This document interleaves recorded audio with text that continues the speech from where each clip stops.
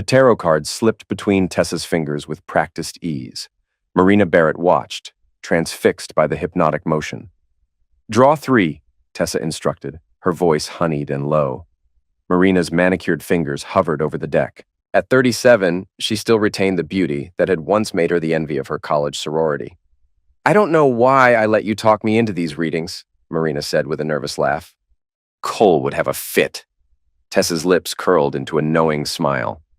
"And when has that ever stopped you?" Marina selected her cards, placing them face down on the velvet cloth between them. With theatrical flourish, Tessa turned the first card. "The Tower," she announced. "Upheaval. Change." She flipped the second. "The Knight of Wands. Passion. Adventure. A new man entering your life." Her eyes gleamed as she revealed the final card. "The 10 of Pentacles. Wealth. Security. Everything you've ever wanted." Marina's breath caught. "You're making this up." "The cards don't lie," Tessa said, leaning forward. "I've never seen a clearer reading. He's coming, Marina. Tall, rich, dark. Your true soulmate. The one who will unlock the luxurious life you were promised in a past existence." "You know I'm married," Marina whispered, but her voice lacked conviction. "To a man who spends more time with concrete than with you." Tessa's fingers lightly traced the Knight of Wands.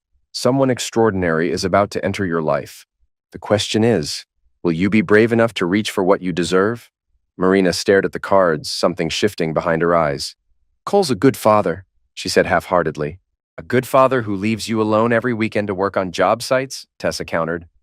"When was the last time he took you somewhere that didn't involve his pickup truck and flannel shirts?" Marina's silence was answer enough. 3 days later, Marina stood in the showroom of Asheville Modern Design, discussing backsplash options with a client when he walked in. He moved with the confident grace of a man accustomed to attention, tall with olive skin and piercing dark eyes, dressed in a tailored charcoal suit that screamed old money. Marina felt her professional smile freeze on her face. "Excuse me," he said, his accent a cultured blend of Spanish and East Coast prep school. "I was told this is the place for exceptional interior design." Her client, a middle-aged woman remodeling her lake house, looked between them with sudden interest. "I'll just browse the tile samples," the woman said, moving away with a knowing smile. Marina extended her hand. "Marina Barrett, how can I help you?" "Lázaro Carrillo." His fingers lingered against hers. "Everyone calls me Laz. I just purchased a property in Biltmore Forest and need someone with—" His eyes trailed over her appreciatively. "Vision." Tessa's words echoed in her mind. "Tall, rich, dark." "What kind of property?" Marina asked, her voice steadier than she felt. "A dated mansion that requires a woman's touch," he replied. "Perhaps we could discuss it over dinner, professionally, of course." Marina twisted her wedding ring, a modest diamond that had once seemed perfect. "I usually consult in the office." Laz smiled slowly. "But inspiration doesn't keep office hours, does it?" Later, she would tell herself it was purely professional when she agreed to meet him at Limones at 8. She would say the same when she spent an extra hour getting ready, applying perfume to her wrists and behind her ears. Places Cole hadn't bothered to kiss in years. Cole Barrett's knuckles were raw from a day handling rough lumber and concrete forms. At 41, his body held the lean strength of a man who'd never stopped working with his hands, even after building Barrett Construction into one of the most respected firms in Western North Carolina. He pulled his truck into the driveway of their craftsman-style home just as his phone rang. Noah's name flashed on the screen. "Hey, buddy." "Dad, can you pick up pizza? Mom texted she's going to be late." "Some big client meeting?" Cole checked his watch. 7:15 p.m. "Sure thing. Did she say how late?" "No, just that we shouldn't wait up." Something in his son's tone made Cole pause. "Everything okay?" "Yeah." The hesitation was slight but unmistakable. "Brielle wants pepperoni." "Got it. I'll be home in 30. Cole ended the call, tapping his phone against the steering wheel. Marina's client meetings had been running later and more frequently over the past few weeks. He'd dismissed the first stirrings of suspicion. They'd been married 15 years. They had 2 great kids. They'd built a life together. But the distance between them had grown undeniable. He sighed and pulled back onto the road toward Marco's Pizza. The children were asleep when Cole heard Marina's key in the lock. 10:47 p.m. She entered on a cloud of unfamiliar perfume, cheeks flushed, eyes bright. Cole looked up from his laptop where he'd been reviewing bids for the Riverside project. "How was the meeting?" he asked. "Oh, you're still up." She set her design portfolio down carefully. "It was productive." "Potential client with a huge budget for a historic renovation?" Cole nodded. "Good for you." Marina began arranging her shoes with meticulous care, avoiding his eyes. "I'm exhausted. Think I'll head up to bed?" "Marina," his voice stopped her on the first stare.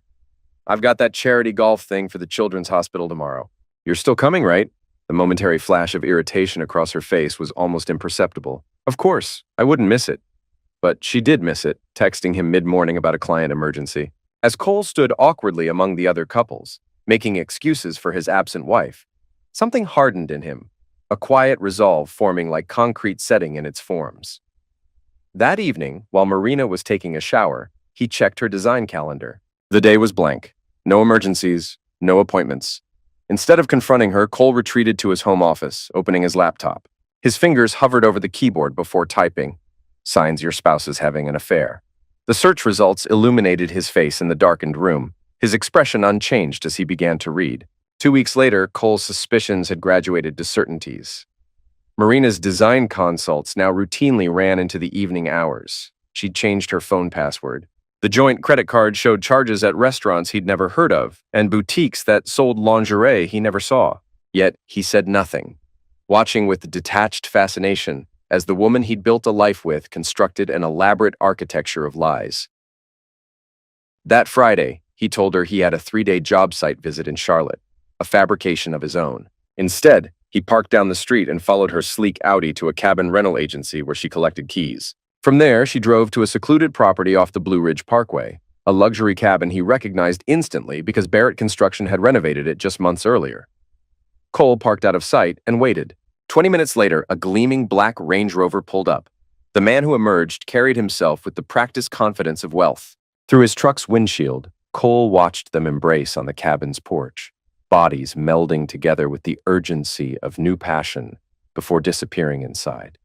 He sat perfectly still, the mountain air growing colder as darkness fell. Some men might have stormed the cabin in rage, others might have dissolved into grief. Cole did neither. Instead, he took out his phone and made a list of everything he needed to buy. Cameras, voice recorders, GPS trackers. At the bottom of the list, he typed 7 words. Find out who the hell he is. The job took Cole to a part of town he rarely visited. A strip mall housing a vape shop, a payday loan center, and his destination, Zeke Harmon's office, with its discreet digital forensics and investigation sign. Zeke rose as Cole entered, extending a hand. Cole hadn't seen his former army buddy in nearly 2 years. Cole lowered himself into the seat. I need information on someone. Discreetly, Zeke's scarred fingers tapped his keyboard. Who's the target? Guy named Lazaro Carrillo. Drives a Range Rover, lives somewhere in Biltmore Forest. Been seeing my wife for at least a month. Zeke's typing paused. Man, I'm sorry. Cole's expression remained neutral. Don't be sorry. Be thorough. What exactly do you want to know? Everything. Where he's from, what he does, criminal record, financial situation. I want to know what toothpaste he uses and what side of the bed he sleeps on. Zeke studied him. This isn't just about divorce leverage, is it? Cole met his gaze steadily. My wife's been coming home talking about manifesting abundance and her spiritual awakening.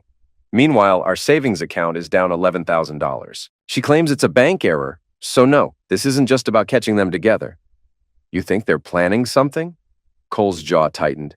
I think my son suddenly has new video games I never bought him. I think my daughter asked me yesterday if it's true I yell at mommy because I'm jealous of her success. And I think Marina's new spiritual advisor, Tessa, recently convinced her to increase our life insurance policy to $500,000. Jesus. Zeke leaned back. Have you confronted her? Not yet. I need facts first. Cole pulled out an envelope. This is $5,000. Consider it a retainer. Zeke pushed it back. Half now, half when I deliver. And Cole, be careful. If they're planning what it sounds like, confronting them could escalate things. Cole stood. They don't know who they're dealing with. That's what worries me, Zeke said quietly. Neither do you. Later that night, Cole sat at his home workbench, methodically assembling surveillance equipment. The house was quiet, Marina at another design retreat, the kids at her parents' for the weekend. His phone buzzed with a text from Zeke. First report ready. Carrillo's not who he says he is. Cole's fingers tightened around the screwdriver he was holding. Yet somewhere beneath the betrayal, a cold clarity was crystallizing. If Marina wanted transformation, wanted magic, he would give her exactly that, just not the kind she was expecting. Cole Barrett stood motionless in his home office, staring at the vision board he'd discovered while searching for Marina's missing insurance documents. The cork rectangle was hidden behind her filing cabinet covered with magazine clippings and photos. A beachfront villa, a diamond necklace that must have cost more than their mortgage, a Jaguar convertible, and, his stomach clenched, a photograph of his face with a bold red X drawn across it. In the corner, written in Marina's flowing script, New Life Visualization. He took a picture with his phone, then carefully returned the board to its hiding place. Walking downstairs, he heard the front door open. Marina swept in, shopping bags dangling from her arms, her face lighting up with practiced affection. "You're home early," she said, voice lilting with false warmth. Cole smiled. Not the smile she was used to, the indulgent one he'd worn for 15 years, but something else, something that made her pause. "Just finished up at the Westridge site," he said evenly. "Thought I'd surprise you." Marina's eyes darted to her phone. "That's sweet. I need to get these upstairs." "New designs for clients?" he asked, nodding at the bags. "Just some samples." She edged toward the stairs. "For the Henderson project." Cole nodded thoughtfully. "Funny. I ran into John Henderson at the supply yard yesterday. Said you finished their sunroom last month." The color drained from Marina's face. "Did I say Henderson? I meant Hernandez. You know how I mix up names?" "Right." Cole moved to the kitchen. "Kids will be home from school soon. I thought I'd make stir-fry." Marina's relief was palpable. "Perfect. I'll be down in a bit." As she disappeared upstairs, Cole took out his phone and pulled up the surveillance app. The cameras he'd installed captured Marina rushing into their bedroom, frantically texting. The directional microphone picked up her whispered words. "He's home early. Can't talk. We'll call later." Cole sliced bell peppers with mechanical precision, each cut exact, controlled. Just like his next moves would be. Zeke's office was cluttered with computer equipment and case files. He pushed a thick folder across his desk. Lázaro Carrillo, born Eduardo Lázaro Mendez in Miami, changed his name after his first fraud conviction in 2017. Zeke tapped the folder. He's been running a gemstone reselling scam across 3 states, buys wholesale zirconia, markets them as rare natural diamonds from ethical mines he has exclusive access to. Cole flipped through the pages. How's he still operating? Keeps moving, never hits the same area twice. And he's careful, uses shell companies, prepaid phones, temporary rentals. Zeke leaned forward. But here's where it gets interesting. Your wife's name is on the paperwork for his newest business, Celestial Gems LLC, registered 3 weeks ago. Cole's expression didn't change. Bank accounts? He's got 9 that I found, all nearly empty except for one with about $40,000. Guess where that money came from? Our savings, Cole said flatly. Zeke nodded. Transfers from your joint account to a new account Marina opened last month, then to Carrillo's business account. The bank error, she reported. There's more. Zeke pulled out his phone. Your increased life insurance policy? I got access to the application. Look at the signature. Cole examined the screen, jaw tightening. That's not my signature. Zeke set his phone down. Cole, they added a double indemnity clause. Accidental death pays $1 million. Cole's eyes met Zeke's. They're planning to eliminate me. Looks that way. Got these from your bedroom camera yesterday? Zeke showed him photos of Marina going through Cole's medication, taking pictures of prescription bottles. My blood pressure meds, Cole said quietly. Perfect for staging a heart attack or stroke. Zeke's voice was grim. What's your next move? Cole stood, cracking his knuckles. I think it's time to meet Mr. Carrillo. The lumberyard parking lot was empty at 7 p.m., just as Cole had specified in his text to Laz. We both know what's going on. Meet me at Barrett Lumber off Highway 25. Just you and me, 7 o'clock. Or I go to Marina with everything. Cole leaned against his truck, dressed simply in jeans, work boots, and a flannel shirt. No weapon. Nothing that could be used against him later. A black Range Rover pulled in, parking at the far end of the lot. Cole straightened, watching as the vehicle's door opened. But it wasn't Lázaro Carrillo who emerged. The man stood at least 6'4", with shoulders like a bulldozer and hands the size of dinner plates. His neck and forearms were covered in tattoos. He lumbered toward Cole, stopping about 10 feet away. Mr. Barrett? The giant's voice was surprisingly soft. I'm Hor. Laz sent me to talk. Cole didn't move. Didn't ask to meet, Horish. Laz had a prior engagement. Jorge's smile didn't reach his eyes. But I am authorized to handle this conversation. That right? Cole glanced at the Range Rover. Through the tinted windows, he could make out Carrillo's silhouette in the driver's seat.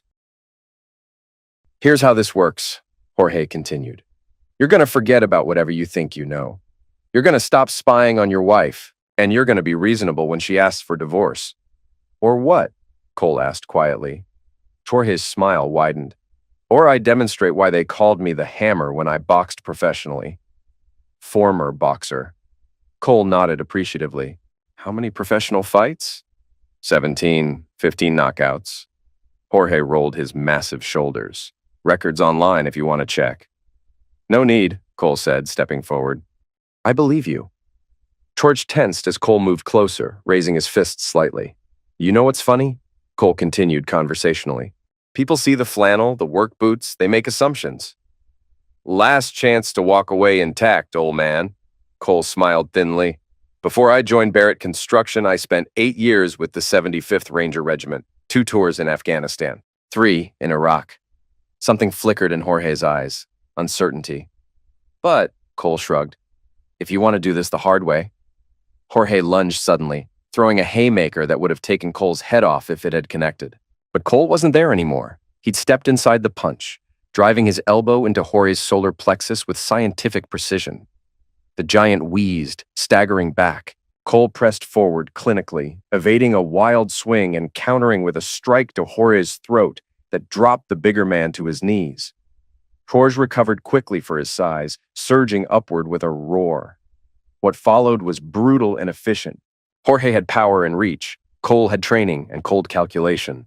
For every punishing blow Jorge landed, Cole delivered 3 precisely targeted strikes to nerve clusters and pressure points. 2 minutes in, Jorge was bleeding from his nose and mouth. His breathing labored. Cole stood opposite him, a cut above his eye and bruised knuckles his only visible injuries. Stay down, Cole advised as Jorge struggled to rise again. The giant spat blood onto the asphalt. Screw you! Jorge charged like a wounded bull. Cole sidestepped, caught his arm, and executed a textbook pressure point takedown. Jorge collapsed, paralyzed with pain, his arm locked at an unnatural angle. I could break it, Cole said matter-of-factly. Should I? No, Jorge gasped. Don't! Cole released him, stepping back. Tell your boss next time he comes himself. Like a man, Cole walked calmly toward the vehicle. You can run, he called out. But this isn't over. The Range Rover's tires squealed as it reversed, then sped away, leaving George struggling to his feet in the parking lot. Cole didn't look back as he got into his truck. He checked his reflection in the rearview mirror, dabbing at the cut above his eye with a shop towel. Only then did he notice the teenage worker from the neighboring auto parts store, phone raised, recording the entire incident. The video hit Reddit that night. Construction guy demolishes tattooed giant in boots and jeans. By morning, it had been viewed 50,000 times.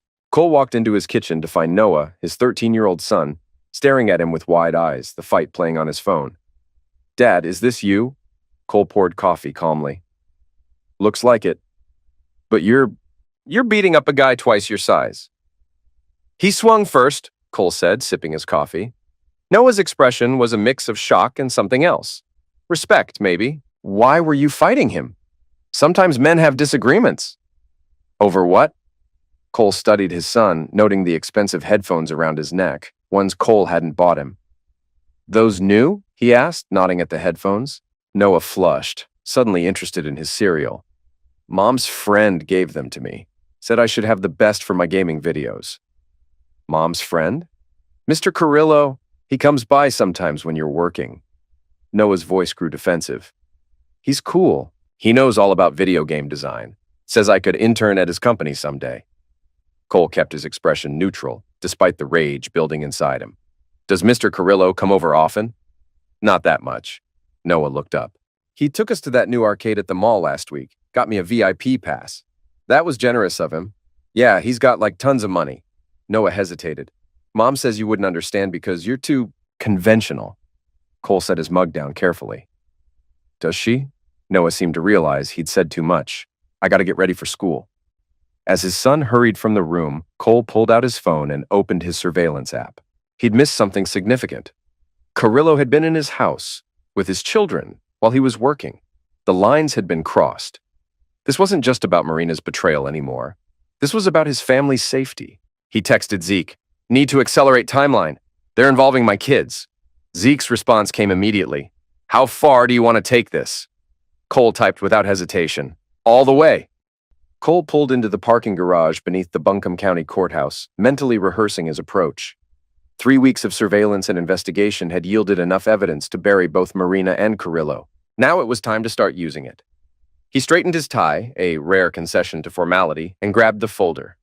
The elevator carried him to the 5th floor, Family Court Services. The clerk looked up as he approached. "Can I help you?" "I'd like to speak with someone about filing for divorce and emergency custody," Cole said, his voice steady. 20 minutes later, he sat across from Patricia Dawson, a family court attorney with silver-streaked hair and penetrating eyes that had seen decades of domestic disasters. "Mr. Barrett," she said after reviewing his documents, "these are serious allegations. Financial misconduct, endangerment of minor children, conspiracy to commit insurance fraud. Do you have concrete evidence beyond these financial records?" Cole handed her a USB drive. "Audio recordings of my wife and Lazaro Carrillo discussing their plans. Video of her giving my prescription medications to him. Testimony from my son about Carrillo's inappropriate gifting and attempts to alienate him from me." Patricia plugged in the drive, listening to a sample recording. Her eyebrows rose incrementally as Marina's voice filled the room. "Cole's too soft to fight me in court. I'll cry, and they'll hand me everything." "What about the house?" Carrillo's voice responded. "Once we're married, we'll sell it. Use the money for the villa in Cabo." "And the insurance?" "Takes effect next month. After that, we just need the right opportunity." Patricia stopped the recording. "This is extremely compelling, Mr. Barrett, but I have to ask, how did you obtain these recordings?" "Legal surveillance equipment in my own home. Single-party consent applies in North Carolina, and I was present for many of these conversations." She nodded slowly. "You've done your homework. Most spouses in your situation act impulsively, which undermines their case." "I'm not interested in revenge," Cole said. "I'm interested in protecting my children and my assets from people who've demonstrated they're willing to break the law." It wasn't entirely true, but it was what the attorney needed to hear. "With this evidence, we can request emergency temporary orders, exclusive use of the home, temporary full custody, freezing of assets." She began taking notes. "When would you like to proceed?" Cole checked his watch. "Marina's taking the kids to her parents this weekend. I'd like everything in place before they return. Moving this quickly limits our strategic options," Patricia warned. "I'm not concerned with options. I'm concerned with results." Patricia studied him for a long moment. "Very well, Mr. Barrett. Let's prepare the filings." Cole walked through his silent house, mentally cataloging 15 years of shared life soon to be divided. Family photos on the walls, the sectional sofa where they'd watched hundreds of movies, the kitchen table where they'd celebrated birthdays, helped with homework, planned vacations. His phone buzzed with a text from Zeke. "Package delivered. Check your email." Cole opened his laptop, finding a massive file containing everything Zeke had uncovered about Lazaro Carrillo's business operations. Fake gemstone certificates, fraudulent wire transfers, testimonials from previous victims, and most damning communications with 3 other married women in different states, using the exact same playbook he'd used with Marina. Cole forwarded selected documents to Patricia Dawson, then composed a new email to the North Carolina Attorney General's Consumer Protection Division, blind copying the FBI's Financial Crimes Unit. The subject line: Fraud and Criminal Conspiracy, Celestial Gems LLC. As he attached the evidence and pressed send, Cole felt no satisfaction, only a cold sense of pieces falling into place. He'd always approached structural engineering methodically, identifying weak points and reinforcing them before they could fail catastrophically. This was no different. His phone rang. Zeke again. "Just got something interesting," his friend said without preamble. "Carrillo's planning to move assets offshore. Found emails about opening accounts in the Caymans." "Timeline?" "Within days. And there's something else." Zeke hesitated. Pulled Marina's text messages. "She's meeting him tonight at the cabin. They're discussing finalizing the plan and making sure there are no loose ends." Cole's grip tightened on the phone. "Send me everything." The cabin's lights glowed through the trees as Cole approached on foot, having parked a quarter mile down the Forest Service road. He moved silently, years of military training evident in his careful footfalls. He carried no weapon, no recording device, nothing that might later be construed as premeditation or escalation, just a man checking on a property he knew was being misused. Voices drifted through the partially open window, Marina's laugh, followed by Carrillo's deeper tones. Cole positioned himself in the shadows beneath the sill, listening. 2 more weeks, Marina was saying, her voice pitched with excitement. Once the papers are signed, the policy's active. And you're sure Barrett won't contest it? Carrillo asked. He never reads the fine print. Too busy playing with his power tools. A clink of glasses. To our future, Carrillo said. I still think the boating accident is cleanest, Marina continued. No investigation if the body's never found. What about the kids? Carrillo sounded hesitant. They'll adjust. Noah already thinks you're God's gift. Brielle's young enough to forget Cole eventually. He'd known intellectually what they were planning, but hearing Marina discuss erasing him from their children's lives with such casual cruelty crystallized his purpose. What if he suspects something? Carrillo pressed. After that fight with Jorge? Cole, please? Marina's laugh was dismissive. He's the most trusting man I've ever met. That's why I married him. It's also why he'll never see it coming. Cole had heard enough. He retreated the way he'd come, moving through the dark forest with grim determination. In his truck, he pulled out his phone and made a call. Patricia, Cole Barrett, I need to accelerate everything. Tomorrow, if possible. Tomorrow's Saturday, the attorney protested. I'll pay whatever it costs. I have reason to believe my wife and her accomplice are planning something imminent. A pause. I can have emergency orders prepared for a judge's signature, but without formal service, I'll handle service personally. Cole started his engine. Just have the paperwork ready. Saturday morning found Cole at the courthouse by 7 a.m., signing document after document in Patricia Dawson's office. Once Judge Hollister signs these, she explained, you'll have temporary exclusive possession of the marital home, temporary full custody of both children, and a freeze on all joint financial accounts. What about Celestial Gems, LLC? The business? Fraud evidence has been forwarded to the White-Collar Crime Division. They're preparing warrants now. Cole nodded, signing the final affidavit. And Marina's parents' address is included for service? Yes, though serving her there might escalate tensions with her family. I'm counting on it, Cole said grimly. Patricia studied him. Mr. Barrett, I've represented hundreds of betrayed spouses. Most want blood. I'm protecting my family, she sighed. Just remember, the law favors the reasonable party. Whatever you do next, stay on the right side of that line. Cole stood. I always do. The Pritchard family home sat on 2 manicured acres in an exclusive Asheville suburb.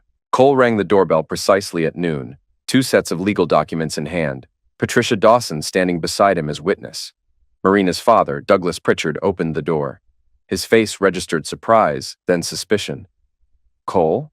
What's this about? I need to speak with Marina. It's important. Douglas hesitated. She's out back with the kids. What's going on? Family matter, Cole said evenly. Better discussed privately. Douglas reluctantly stepped aside. Cole walked through the house he'd visited countless times for holiday dinners and summer barbecues. Through the French doors, he could see Marina lounging by the pool while Noah and Brielle splashed in the water. She looked up as he stepped onto the patio, her expression changing from surprise to alarm. Cole, what are you doing here? The children spotted him, faces lighting up. Dad, Brielle called, waving enthusiastically. Hey guys, Cole said with forced cheerfulness. Having fun? Marina rose, moving between Cole and the pool. They're swimming. What do you want? Cole held out the first envelope. You've been served with divorce papers and emergency custody orders. Effective immediately, Noah and Brielle are coming home with me. Marina's face drained of color. You can't be serious. The second envelope contains evidence of your conspiracy with Lazaro Carrillo. Financial fraud, insurance fraud, intention to commit bodily harm. That's ridiculous. Marina's voice rose shrilly. Mom, Dad! Cole's lost his mind. The Pritchards hurried onto the patio as Marina's facade crumbled. He's lying, she cried. He's been acting crazy for weeks. Cole turned to his children, who had climbed out of the pool and stood dripping, confusion etched on their faces.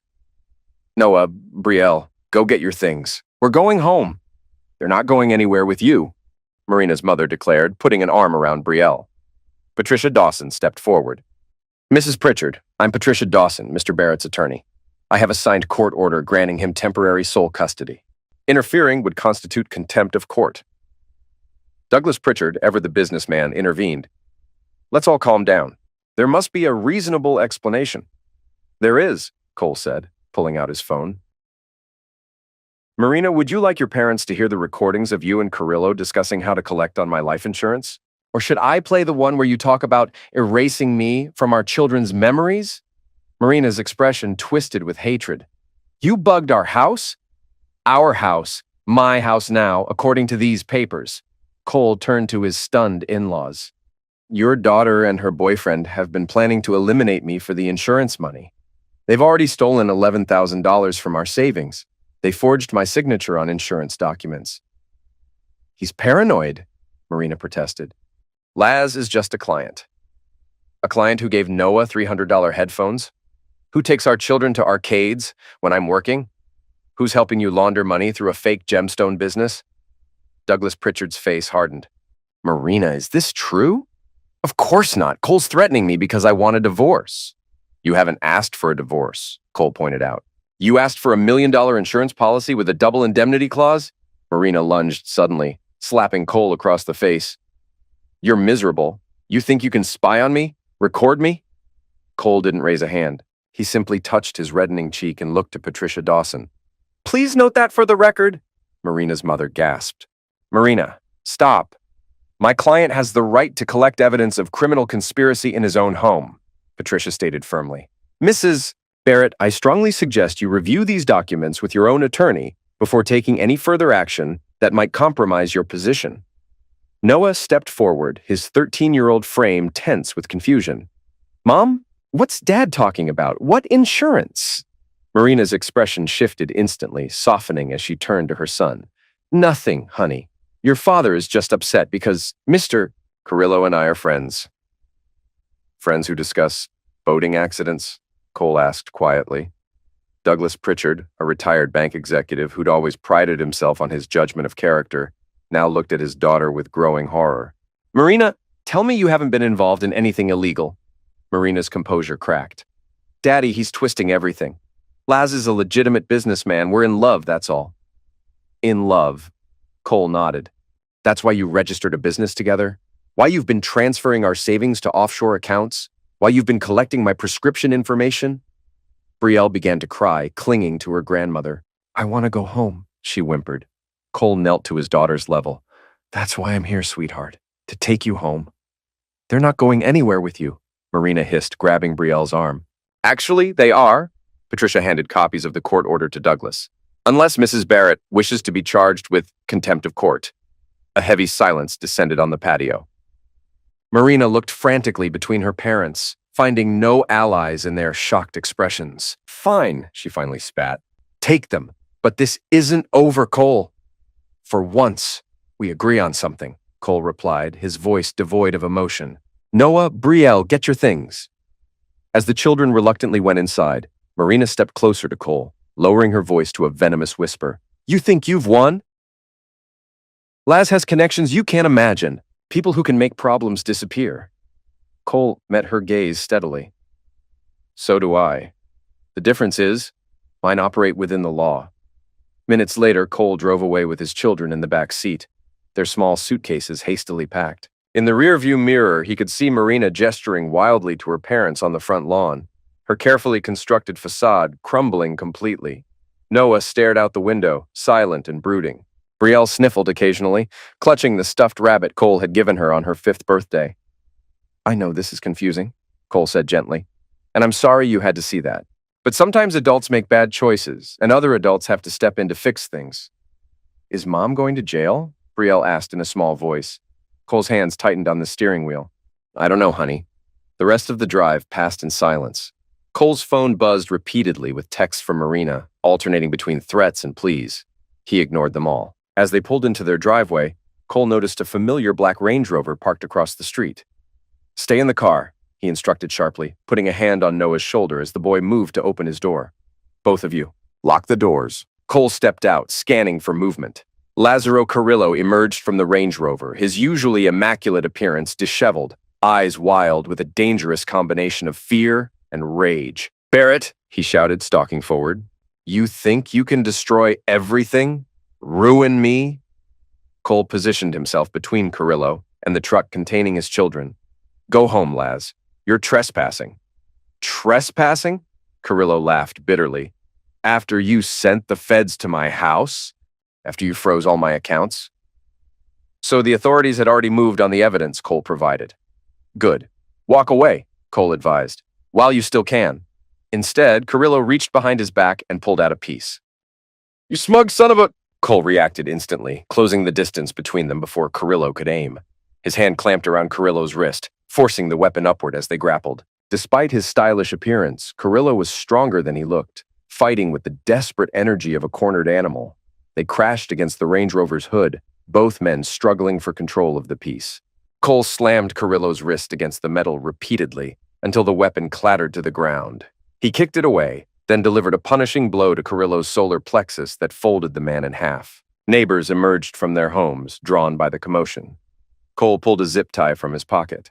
He'd started carrying them since learning of Marina's plans, and secured Carrillo's hands behind his back. Someone call the police, he called out calmly, pinning the struggling man against the Range Rover.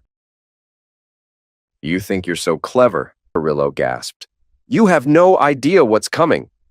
Cole leaned close, his voice pitched for Carrillo's ears alone. Actually, I do. I know exactly what's coming for you. 20 years for fraud, another 10 for conspiracy, maybe more for showing up at my house with an illegal firearm. Hope it was worth it.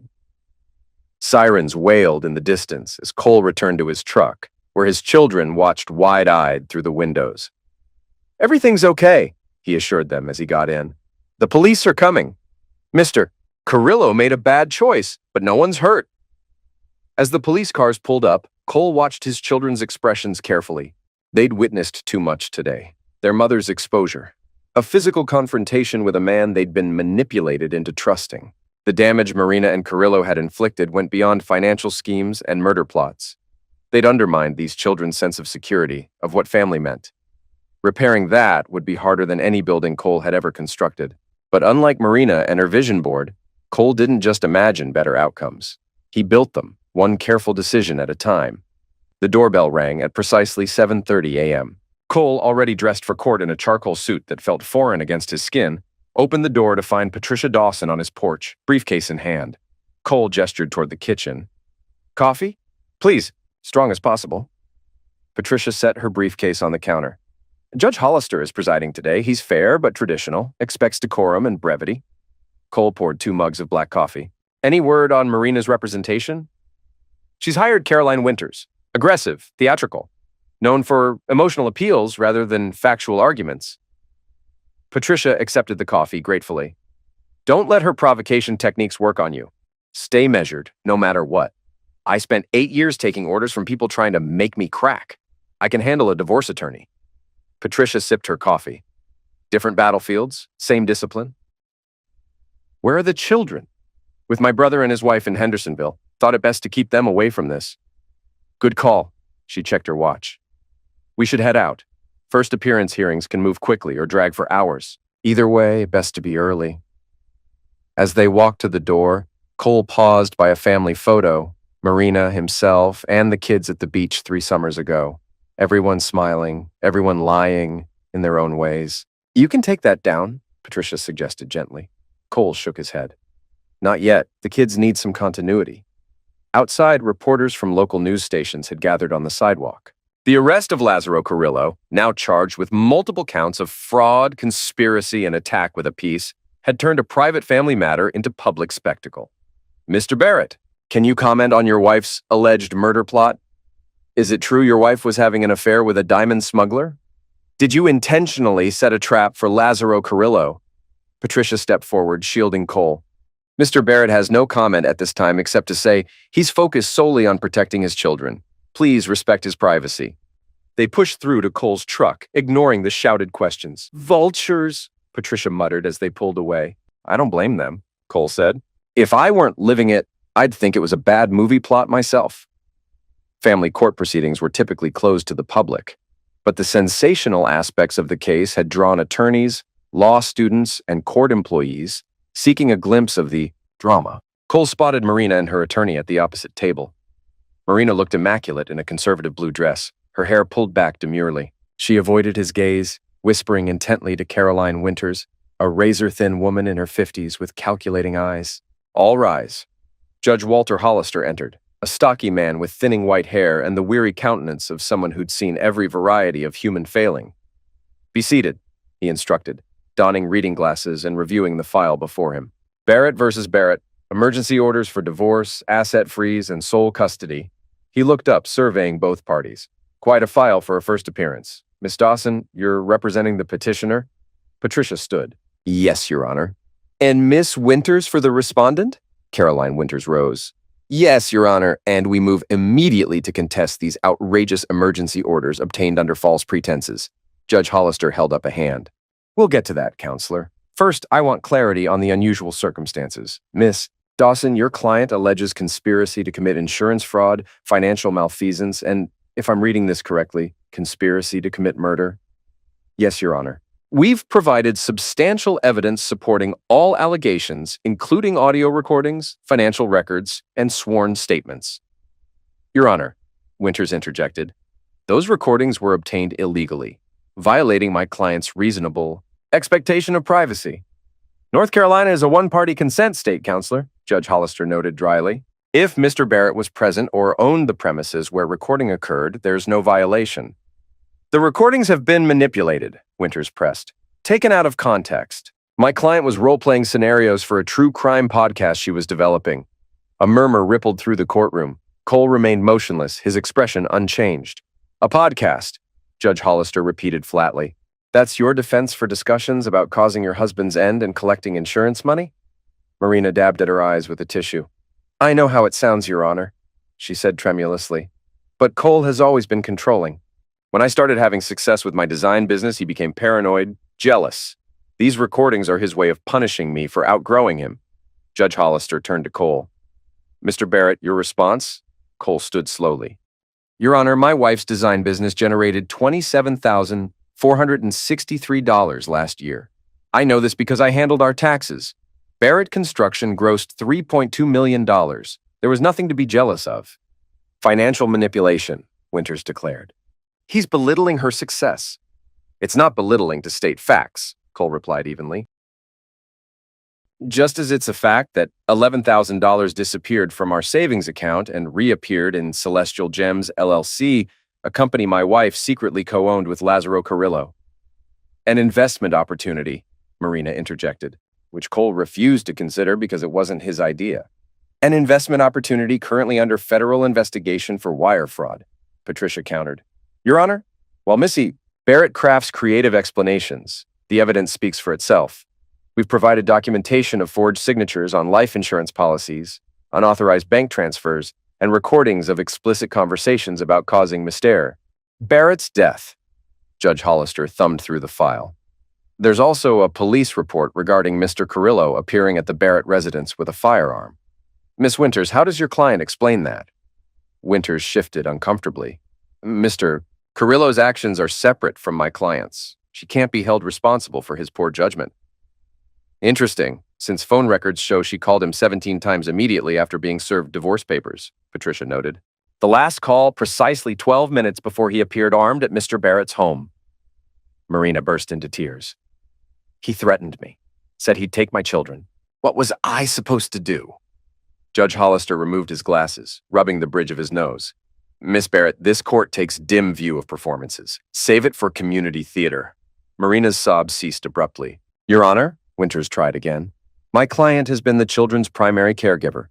Mr. Barrett works long hours, travels frequently for business. The children need their mother. The children need safety, Cole said, his voice steady but intense. They need adults who don't involve them in criminal conspiracies, who don't manipulate them against their father, who don't invite strange men into their lives and encourage inappropriate gift-giving. Your Honor, Patricia interjected, we have testimony from both children about Mr. Carrillo's attempts to curry favor through expensive gifts and promises of future employment, classic grooming behavior. Objection, Winters shouted. That's inflammatory and speculative. Sustained, Judge Hollister said. Missy Dawson, watch your characterizations. He flipped through several more pages. However, the documented pattern of behavior is concerning. Miss Barrett, did you allow Mr. Carrillo to spend time with your children without their father's knowledge? Marina glanced at her attorney before answering. He was a family friend. That wasn't my question. Yes, she admitted quietly. But Cole was always working. The kids needed a male role model who was actually present. Cole's jaw tightened, but he remained silent. A male role model now facing federal charges, Judge Hollister observed. He closed the file. I've heard enough for preliminary determination. The emergency orders will remain in effect pending full hearing. Mr. Barrett retains temporary sole custody and exclusive use of the marital home. All joint accounts remain frozen except for a $5,000 disbursement to Miss Barrett for immediate living expenses. Marina gasped. $5,000? That's nothing. Where am I supposed to live? Perhaps with your parents, the judge suggested. Or Mr. Carrillo, though I understand his housing situation is currently institutional. Caroline Winters leaned over, whispering urgently to Marina, who shook her head vehemently. Your Honor, Winters said, my client requests supervised visitation with her children. Judge Hollister considered this. Granted. 2 hours, twice weekly, at the Family Services Center with a court-appointed supervisor present. No discussion of these proceedings with the children. He banged his gavel. Full hearing set for June 15th. Court adjourned. As they stood to leave, Marina shouldered past Cole, her voice a venomous whisper. You've ruined everything. I hope you're satisfied. Cole didn't respond, didn't even acknowledge her words. He simply gathered his papers and followed Patricia from the courtroom. Outside, the press had multiplied. Patricia efficiently guided Cole through the gauntlet of shouted questions to his truck. That went as well as could be expected, she said as they pulled away. Marina's theatrics backfired spectacularly. Cole nodded, his attention seemingly elsewhere. Cole, you okay? She wanted to hurt me, he said quietly. Not just physically. She wanted to destroy everything I've built. Take my children. Erase me from their lives. He turned to Patricia, his eyes cold with resolve. I won't stop until she can never threaten my family again. Whatever it takes. Patricia studied him carefully. Just remember what I said about staying on the right side of the line. Revenge feels good until it becomes self-destruction. Cole's smile held no warmth. This isn't about revenge. It's about consequences. Cole pulled into his driveway that evening to find a familiar figure sitting on his porch steps. Tessa, Marina's tarot reading spiritual advisor. He approached cautiously, leaving a comfortable distance between them. Tessa, this is unexpected. She stood, nervously adjusting her flowing bohemian dress. I know I'm probably the last person you want to see. You'd be right. I deserve that. She twisted a crystal pendant hanging from her neck. I came to apologize and to give you something. Cole crossed his arms. I'm listening. Marina wasn't just my client, she was my friend, or I thought she was. Tessa pulled a flash drive from her purse. When everything hit the news about Carrillo and the fraud charges, I started going through our conversations. Things she asked me to tell her during readings, like prompting her about a tall, dark, rich soulmate. Cole's voice was laden with contempt. Tessa flinched. Yes, among other things. She held out the drive. This contains recordings of every reading I did for Marina over the past year, including sessions where she specifically asked me to mention life insurance, your jealousy issues, and how the children would adjust quickly to a new father. Cole didn't move to take it. Why give me this now? Because I was used to, Tessa said, her voice breaking slightly. Marina told me she was afraid of you, that you were controlling and volatile. I believed her, but then I saw that video, the one where Carrillo came to your house. You protected your children. You didn't even hurt him when you could have. And that changed your mind? That, and finding out she'd been stealing from my business, too. Tessa's expression hardened. She borrowed $12,000 from my accounts, said she needed it temporarily for an investment that would double our money. When I asked about it last week, she blocked my number. Cole finally took the flash drive. Convenient timing for your conscience to kick in. I know it looks that way. Tessa stepped past him. I'm not asking for forgiveness, just trying to make something right. As she walked to her car, Cole called after her. Those tarot readings, were they all fake? Scripted by Marina? Tessa paused, looking back. The cards are never fake, Cole, but the reader can certainly manipulate the interpretation. She opened her car door. For what it's worth, I did a reading about you last night. The Emperor, the Justice card, the Six of Swords. Meaning, strength prevails, truth comes to light, moving from troubled waters to calmer shores. She offered a sad smile. Maybe there's still some magic in the world after all. Cole watched her drive away, turning the flash drive over in his fingers. Another piece in the puzzle Marina never expected him to solve. The sterile meeting room at the Buncombe County Family Services Center smelled of industrial cleaner and stale coffee. Cole sat with Noah and Brielle, helping them understand what to expect during their supervised visit with Marina. Mom will be here soon, he explained gently. Miss Jimenez will stay in the room the whole time. Why? Brielle asked, swinging her legs anxiously. It's just the rules right now, Cole replied, avoiding the more complicated truth. Noah, sullen and withdrawn since the revelations about Marina and Carrillo, stared at the inspirational poster on the wall. This is stupid. We're not babies. It's not about age, buddy. It's about making sure everyone follows the court's instructions. Cole squeezed his son's shoulder. I know this is hard, but we'll get through it. The door opened, and Elena Jimenez, the court-appointed supervisor, entered. Mrs. Barrett has arrived. Are the children ready? Cole nodded, giving Brielle a reassuring hug. I'll be right outside. 2 hours, then we'll go for ice cream, okay? Brielle clung to him momentarily before releasing her grip. Noah stood without comment, hands shoved deep in his pockets. Cole passed Marina in the hallway.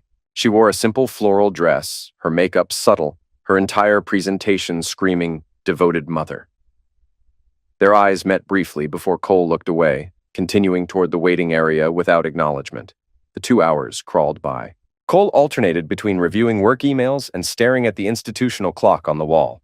Finally, the door opened and his children emerged, followed by Elena Jimenez, whose professional smile couldn't quite mask her concern. How'd it go? Cole asked, noting Brielle's tear-stained face and Noah's tightened jaw. Fine, Noah muttered. Elena drew Cole aside while the children collected their belongings. Mr. Barrett, I need to inform you of a concerning incident during the visit. Cole tensed. What happened? Mrs. Barrett attempted to give Noah a new phone, one not provided by you. When I intervened, explaining this violated the no gifts policy without prior approval, she became agitated. Agitated how? She suggested the rules were your way of controlling them. When Noah tried to defend you, she told him he was brainwashed and would understand the truth when he's older. Cole's expression remained neutral, but his eyes hardened. Did she say anything else inappropriate? She told Brielle that Daddy is keeping Mommy away because he's angry, despite my repeated warnings not to discuss the case. Elena sighed. I've documented everything for the court record. Thank you. Cole glanced at his children, now waiting by the exit. The next morning, Cole dropped the children at school, then drove to an address in West Asheville, a modest bungalow with a neglected yard and a for rent sign tilting in the overgrown grass. A slender black woman in her mid-40s answered his knock, recognition dawning on her face. Mr. Barrett, I was wondering if you'd contact me. Thanks for seeing me, Miss Reynolds. May I come in? Desiree Reynolds, a reporter for the Asheville Citizen-Times, led him into a living room dominated by bookshelves and a cluttered desk. I've been covering your case, the public aspects anyway. Fascinating stuff. That's why I'm here. Cole remained standing, declining her offer of a seat. I understand you've been investigating Lázaro Carrillo for months. Desiree's eyebrows raised. How did you know that? I have sources in law enforcement. They mentioned you were looking into gemstone fraud schemes before Carrillo was ever on their radar. That's correct. She crossed her arms. I tracked 3 separate scams across Georgia, Tennessee, and North Carolina, all following the same pattern. Charming man targets wealthy women, often married, convinces them to invest in exclusive gemstone opportunities. And you connected these to Carrillo? I suspected, but couldn't prove it. He uses different names, different companies. By the time victims realize they've been conned, he's moved on. She studied Cole curiously. Until you. You didn't just catch him, you systematically dismantled his entire operation. That wasn't my primary objective, Cole said. I was protecting my family by meticulously documenting everything involving federal authorities and ensuring he faced maximum charges. Desiree smiled. That goes beyond self-protection, Mr. Barrett. Cole didn't respond to the observation. I have information that might help complete your investigation, Recordings, financial documents, evidence connecting Carrillo to similar schemes in Florida and California. Why give this to me? The prosecutors already have their case. Because courts focus narrowly on specific charges. Journalism can tell the complete story. Cole met her eyes directly. The public should understand the full pattern, not just what Carrillo did, but how he operated, how he identified targets, gained their trust, manipulated them. And your wife's role in all this? Desiree asked carefully. That would necessarily be part of the story. Marina made her choices, Cole said flatly. I'm not asking you to protect her. Desiree considered him for a long moment. You want me to write an expose that will destroy any shred of public sympathy she might have garnered. I want you to write the truth, all of it. Cole placed a flash drive on her desk, including these recordings of Marina planning my death with Carrillo and orchestrating a campaign to alienate my children from me. Desiree picked up the drive. This is quite the bombshell, Mr. Barrett. Why now? Because the criminal justice system has limitations. It can punish specific actions, but it can't necessarily prevent future harm. Cole moved toward the door. My children deserve protection from manipulation and lies, not just today, but permanently. And this article would serve as a kind of insurance policy, Desiree surmised, making it impossible for Marina to rewrite history or claim victimhood later. The truth is its own protection, Cole said simply. My contact information is on the drive. I'm available if you have questions. As Cole walked down her front steps, Desiree called after him. Mr. Barrett, for what it's worth, I've interviewed many victims of con artists like Carrillo. Most are too embarrassed to fight back publicly. You're the first I've seen turn the tables so completely. Cole paused, looking back. The difference between a victim and a survivor is what they do with their anger, Miss Reynolds. I decided to put mine to work. Cole's phone rang as he pulled into the Barrett construction office parking lot. Patricia Dawson's name flashed on the screen. Morning, Patricia. Have you seen Marina's latest filing? Her voice carried an unusual edge of concern. No, what now? She's alleging military-induced PTSD and patterns of subtle emotional terrorism throughout your marriage. Claims you used your combat training to intimidate her. Cole pinched the bridge of his nose. Let me guess. Caroline Winter's strategy? Classic misdirection. Can't defend against the evidence, so attack the accuser. Patricia paused. The problem is, they've submitted affidavits from 3 of Marina's friends claiming they witnessed concerning behavior from you. Let me guess. Tessa the tarot reader? Patricia's surprise was audible. No, actually, someone named Rachel Delaney. Claims she was at your house for dinner last year when you slammed your fist through a wall after Marina questioned a business decision. Cole laughed shortly. Rachel Delaney has never been to our house. She's Marina's college roommate who lives in Seattle. We've met exactly once at Noah's christening. You're certain? Absolutely. And I've never punched a wall in my life. My hands are my livelihood. Good. Patricia sounded satisfied. Then paused. Cole, these false allegations. Judge Hollister won't appreciate these tactics, but we need to be prepared for an increasingly hostile process. I'm always prepared, Patricia. The courtroom fell silent as Judge Hollister entered. The battle had reached its conclusion, with both sides presenting their final arguments the previous day. Cole sat beside Patricia, his posture military straight, expression controlled. Across the aisle, Marina appeared tearful yet composed in a conservative navy dress, her attorney Caroline Winters whispering reassurances. After careful consideration of all evidence presented in Barrett v. Barrett, Judge Hollister began, I'm prepared to render my decision. She looked directly at Marina. Mrs. Barrett, your allegations of emotional abuse have been thoroughly contradicted by evidence, including your own recorded statements. Your submission of false affidavits, particularly from Miss Delaney, who admitted under oath she perjured herself at your request, demonstrates a disturbing pattern of manipulation. Marina paled as the judge continued. More concerning is evidence showing your involvement with Mr. Carrillo went beyond romantic entanglement to active participation in financial fraud. Text messages and recordings confirm you were not merely a victim, but a willing accomplice. Judge Hollister shuffled his papers. Regarding custody of minor children, Noah and Brielle Barrett, the court awards sole legal and physical custody to Cole Barrett with Mrs. Barrett granted supervised visitation twice monthly contingent upon completion of court-mandated therapy. Marina gasped audibly, gripping the table. Regarding division of assets, the judge continued. The court finds that Barrett Construction was established prior to marriage with separate funds and has been maintained as a separate entity. Therefore, Mrs. Barrett's claim to business assets is denied in full. Caroline Winters whispered urgently to Marina, who appeared increasingly distressed. Furthermore, given evidence of Mrs. Barrett's attempt to fraudulently transfer marital funds to accounts controlled by Lazaro Carrillo, the court orders all such funds returned to Mr. Barrett, along with Mrs. Barrett's share of the marital home as compensation for damages. Judge Hollister fixed Marina with a stern gaze. This court is also referring evidence of conspiracy to commit fraud to the district attorney's office for review and possible criminal charges. Mrs. Barrett, I strongly suggest you retain criminal defense counsel. The gavel struck with finality. Court is adjourned. As people began filing out, Cole remained seated, watching as Marina was surrounded by reporters drawn by the sensational details Desiree Reynolds had published just days earlier.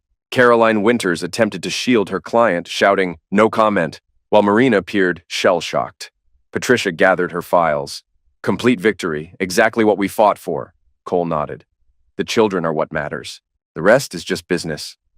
2 weeks later, Cole drove alone up the winding mountain road to his grandfather's hunting cabin.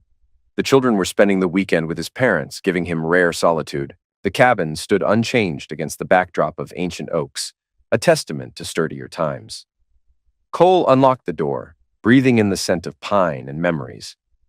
In the main room, he retrieved a weathered wooden box from a high shelf. He hadn't opened it since moving Marina's personal items there after discovering her betrayal.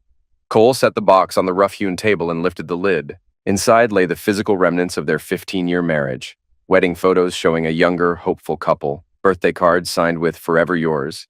Cole carried everything outside to the stone fire pit. The setting sun cast long shadows across the clearing as he arranged the mementos of his former life. He hesitated briefly at a photo of their wedding day, Marina radiant in white, his own face unrecognizable in its unguarded happiness, before placing it atop the pile. Cole struck a match, touching it to kindling beneath the papers. The flames caught quickly, consuming the physical evidence of what he now recognized as Marina's performance rather than genuine partnership. As the fire grew, Cole stepped back, watching dispassionately as 15 years of illusion turned to ash.